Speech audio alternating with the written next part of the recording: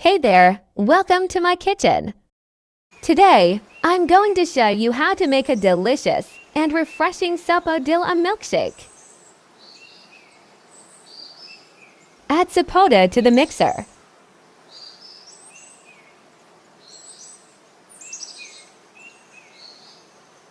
Add sugar. Add milk.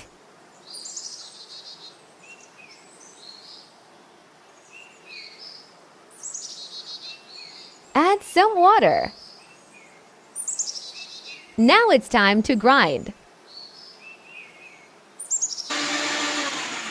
This drink is perfect for a hot summer day, and it's super easy to make.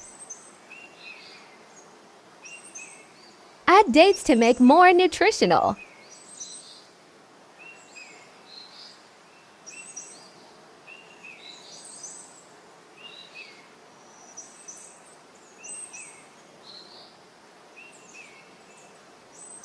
And that's it! Your Sapodilla milkshake is ready. I hope you enjoyed watching this video.